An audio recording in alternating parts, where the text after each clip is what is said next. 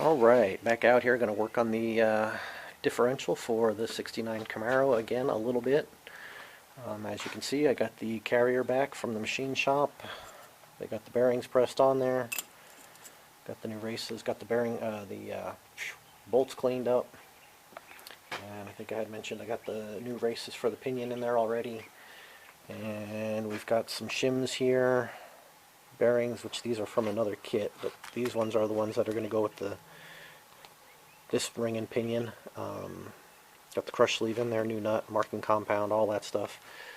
And we got the yoke there, and we got our cover, gasket, all that. And I still got some marking compound and thread locker from one other time. So I think I mentioned I put new races in there. They are in there. So I'm going to go ahead and get that ring gear on there and then go ahead and start setting this thing up. So when I get a little bit done, I will turn it back on. Thanks. Alright, got our ring gear on there. Everything is torqued down. I did the bolts to 70 foot-pounds. It's probably a couple pounds over, but and they do have Loctite and everything on them. So I'm going to go ahead and grab that pinion and start setting that thing up. Again, just, you know, on a trial basis here, because I'm sure it's going to be together and apart at least a few times. These are a set of 342 gears that I got from Summit. It's just their Summit brand, so should be okay.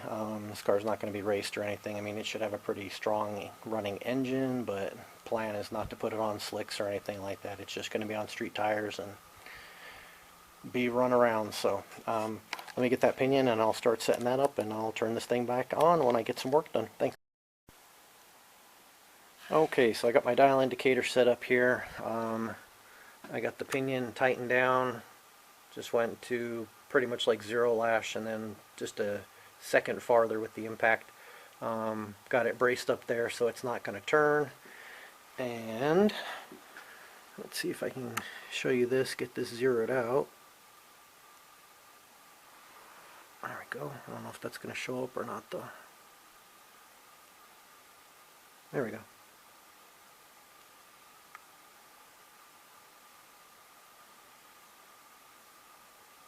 And stops right there, goes back to zero, stops right there.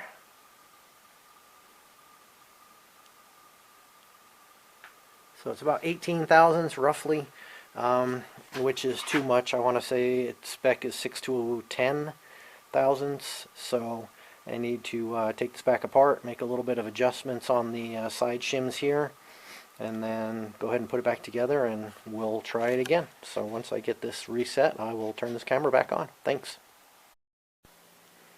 Okay, got those shims moved around a little bit. I put my dial indicator in a little bit of a different spot. I had a heck of a time getting it set back up the way I had it originally, so tried this and it seems to be working a little bit better, so it's easier to move on and off without disassembling the whole thing. So I took some shims out of the passenger side and fattened up the driver's side a little bit. As you can see, or I hope you can see, we've got 0 right there.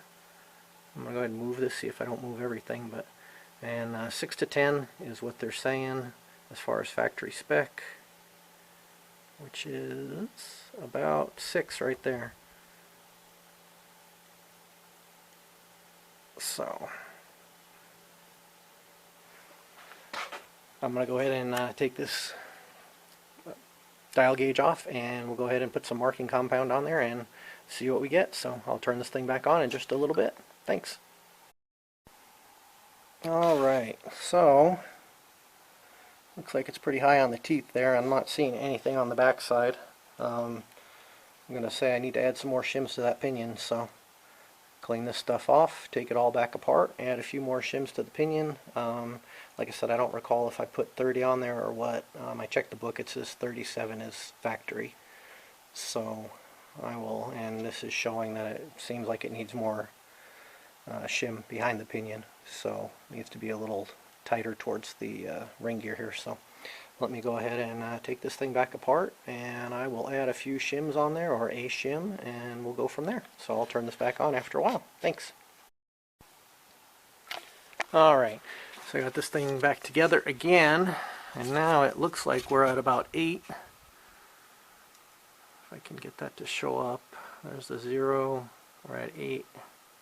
If I can turn this now.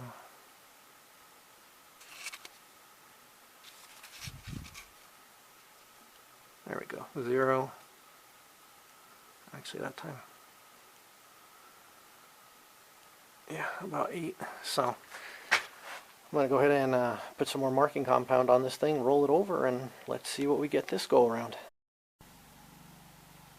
Okay, so as you can see there, it still looks like the contact point is get my finger out of the way here, very high up on the top of the tooth here. And then on the back side, it's got a few sharp on it. So if I'm not mistaken, high on the tooth like that means that pinion still needs to be shimmed more. We need to bring it farther into the case. So I'm going to go ahead and clean this compound off, take this thing back apart, and add another shim on the pinion there, and go from there. So probably rather than turning this thing on and off and just showing you the same thing over and over, I'll just wait till I get where I'm happy with it, and then I'm going to turn it back on, and I'll let you know how many times it took to get it where I wanted it. So, alright, let me keep going forward on this thing, and when I get it where I'm somewhat happy with it, then I will turn it back on and let you know. Thanks. Alright, been monkeying around with this for quite a while. Actually had to wind up ordering another shim pack because I just didn't, what I had wouldn't work. I kept being too far in, too far out, yada yada yada, blah blah blah. But anyways, got the new shim pack, tried it, got it together. Looks to be a pretty good pattern.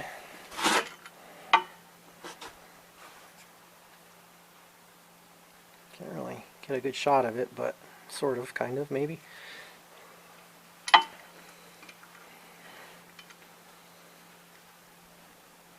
So, I'm going to go ahead and go with that. So I will start taking this thing back apart and then putting it back together with the new bearings and crush sleeve and all that good stuff. So when I get this thing back together, I'll turn this camera on and let you see how it turned out. Probably just go ahead and wait now that I got that part of it done. Probably just go ahead and wait until I've got the axles back in. And I'm kind of thinking I'm just going to go ahead and do the new rear conversion kit for the disc brakes. So I'll probably go ahead and just put those on and turn it back on at that point. Either when I'm finished or maybe when I start getting onto the brake part of it, I may turn it on just to kind of show you guys what's happening. But anyways, I'll turn this back on in a while. Well, not in a while, but when I get back out here working on it.